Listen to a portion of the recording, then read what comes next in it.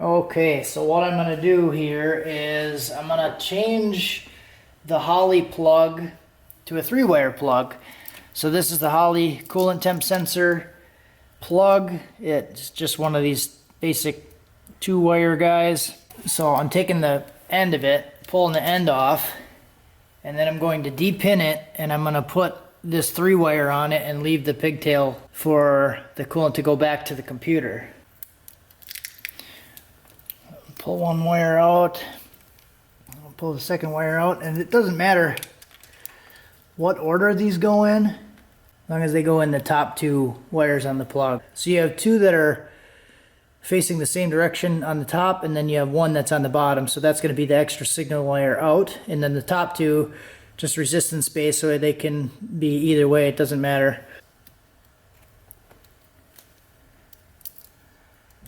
So there, put those guys in. I gotta get that little plastic clip that I dropped. I'll put the little plastic end piece on.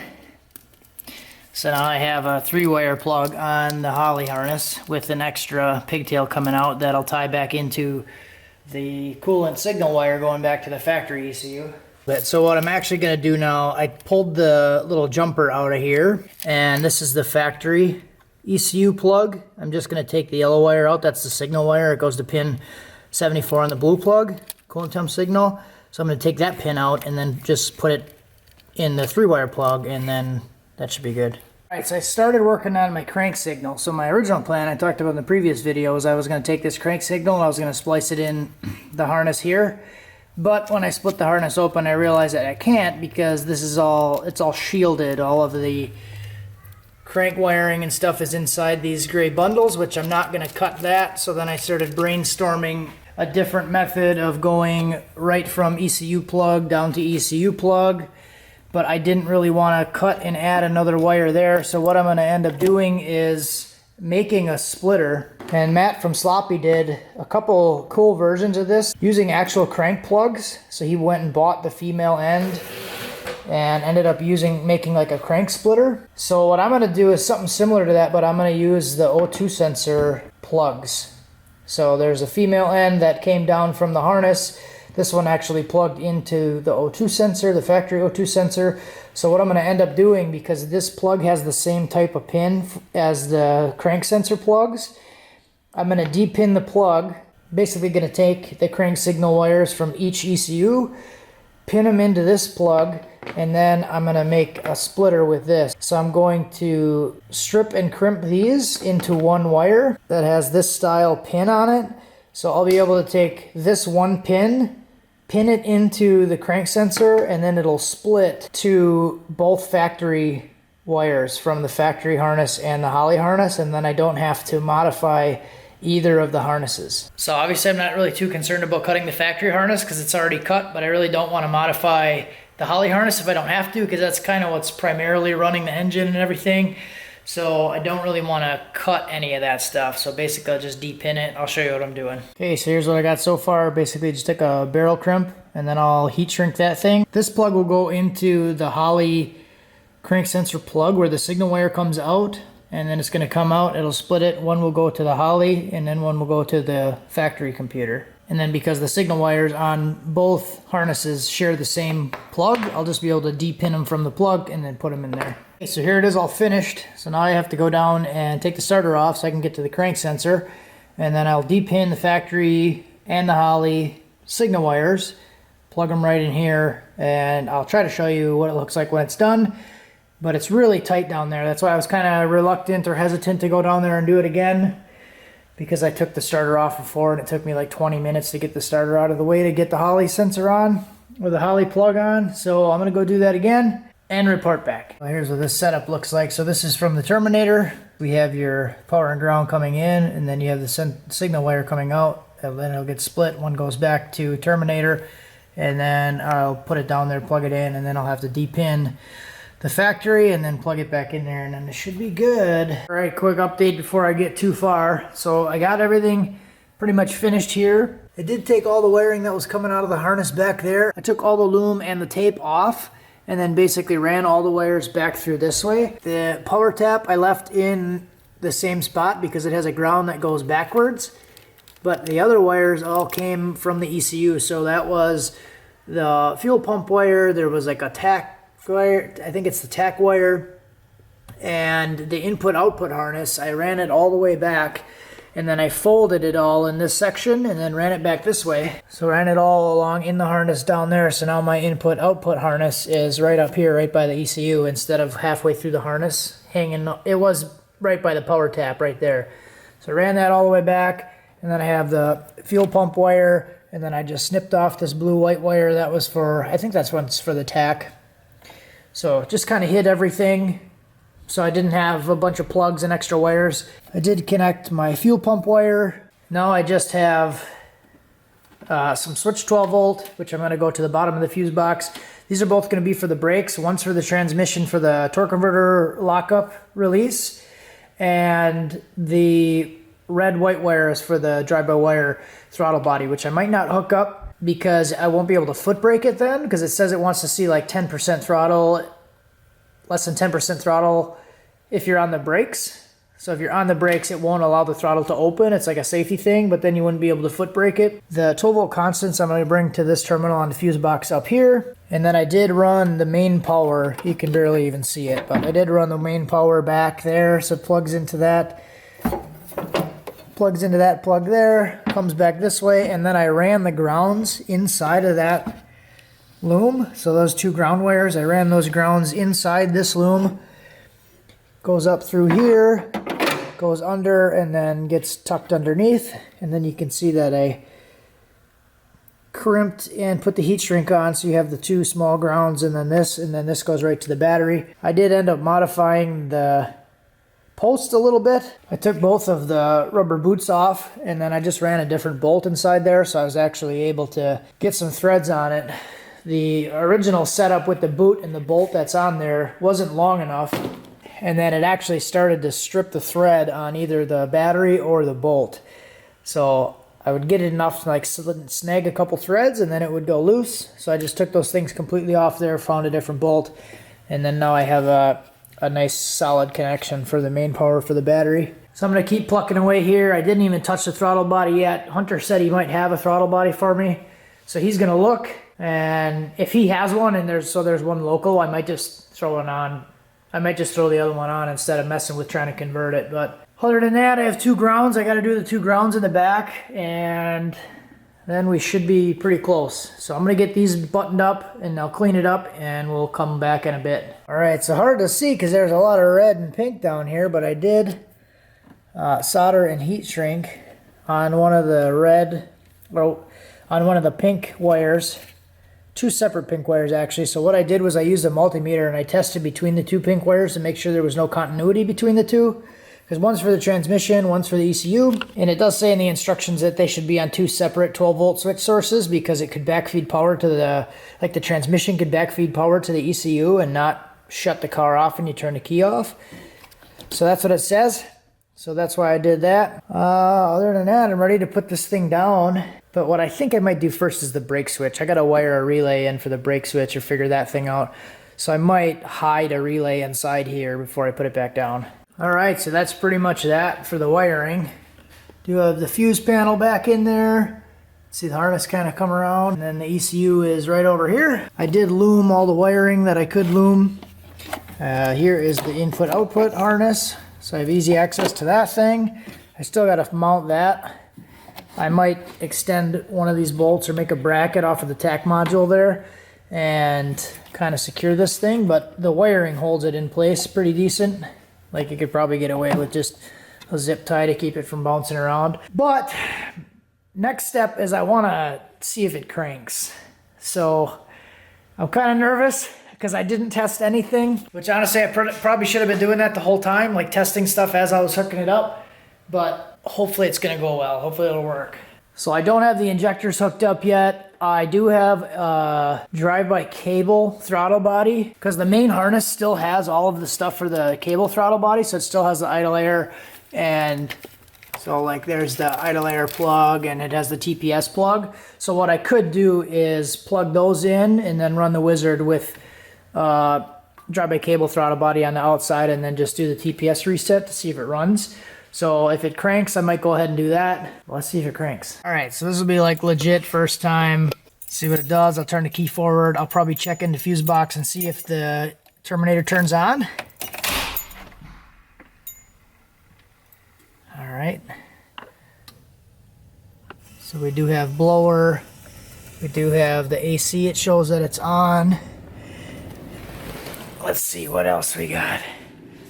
So Terminator on. Terminator is on. Blower is working. So let's see if we can get a crank out of it.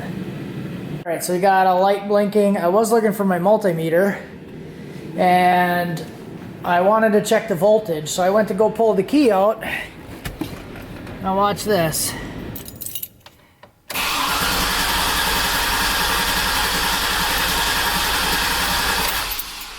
So that's not good.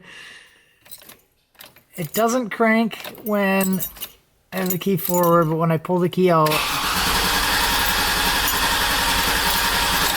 it cranks. Oh boy, we're gonna have an adventure here.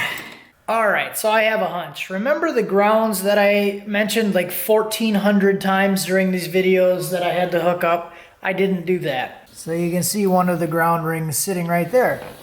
So I don't have the ECUs grounded. So from experience, I know that not having certain grounds hooked up can make really weird things happen. So I'm guessing what's happening is it's trying to find a ground path and it's going through the starter relay circuit and it's activating the starter when it's supposed to be off. That's my hunch. I've seen really weird things happen when grounds were not good enough or not connected, where it would like run my fans. Like on the Mustang, I had that issue happen. It was a bad ground and it was actually causing other circuits to run and my fan would run when everything was shut off. So I'm gonna hook those up and see if that fixes it. All right, so I got the grounds hooked up now. Now let's give her a whirl. All right, that looks okay. Turn that off.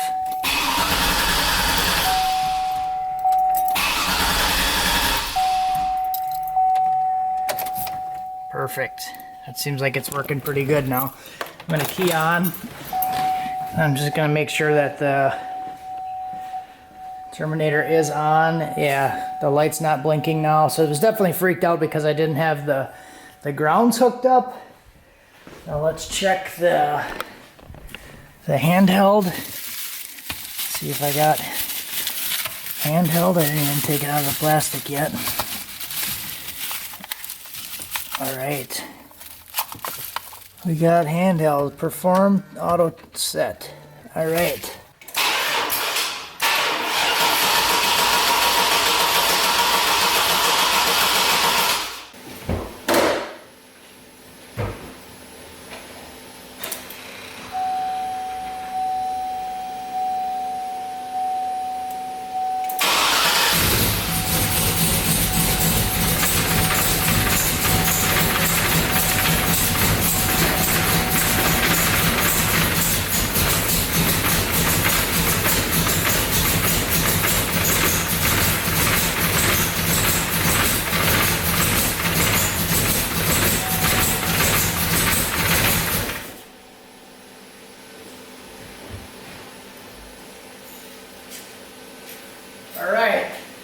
So it's running. It's running very rough because I only have 6 cylinders hooked up.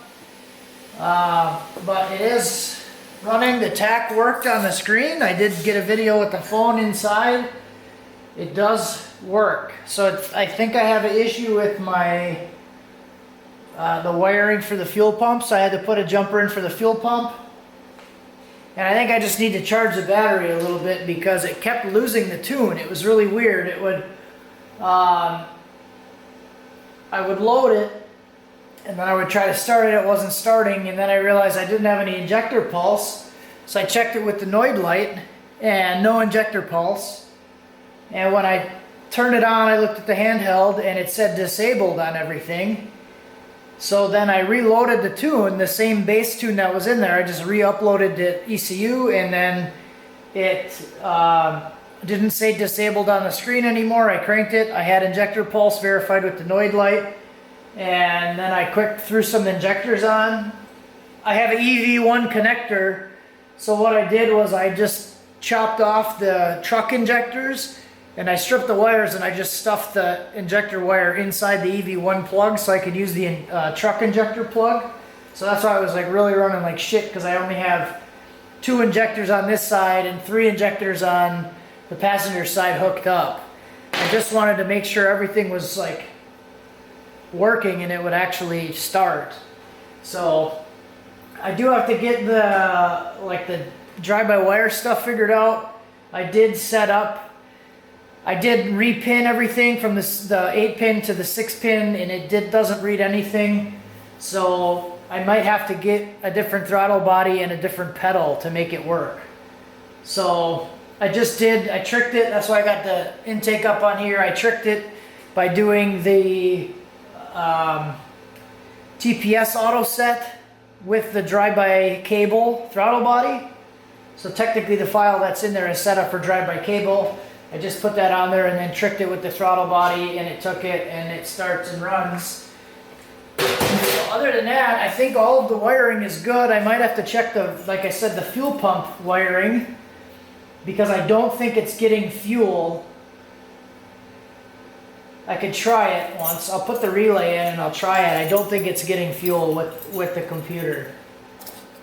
But that could have been a voltage thing too. So let me try. Let me try it.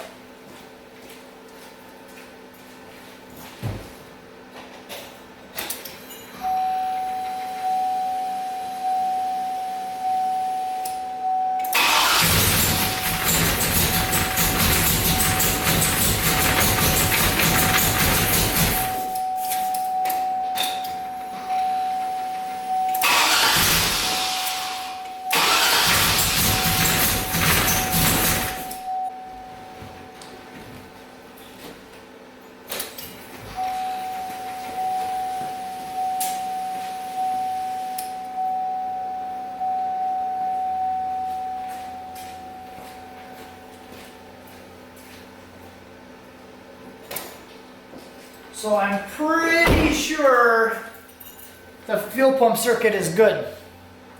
Also, I think what was happening was before it was the same thing as the injectors not firing. It was just like basically erasing the tune. And then I would have to I realized it because it was saying disabled on the screen, and it kept asking me to do a TPS auto set. Like it was just sitting there for a while. I'd shut it off, turn it back on. It would want to do a TPS auto set every time. So I think it was basically losing the tune. So it was shutting off fuel pump and shutting off injectors. So I was just able to start it there. I can hear the fuel pump running, so I know it's running. And I was able to start it, and it ran on 5 cylinders. So that's it, I guess. Everything looks like it's working. The tach is working.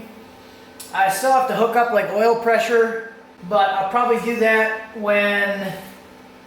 maybe when I do the transmission, because I'm going to pull the intake and everything off anyways.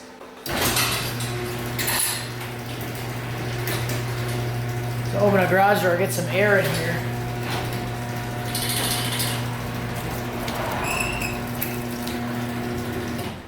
But other than that, for the most part, I guess I can say I'm pretty happy with it, because it all seems like it's working. A little bit rough. I got to get some injectors in there and get everything kind of calibrated right in the computer. But other than that, I don't think there's anything significant that I'm going to have to rip apart. It starts and runs. The gauges work. At least the tach works. So that's a good start. And yeah, there it is. Everything seems like it's working okay.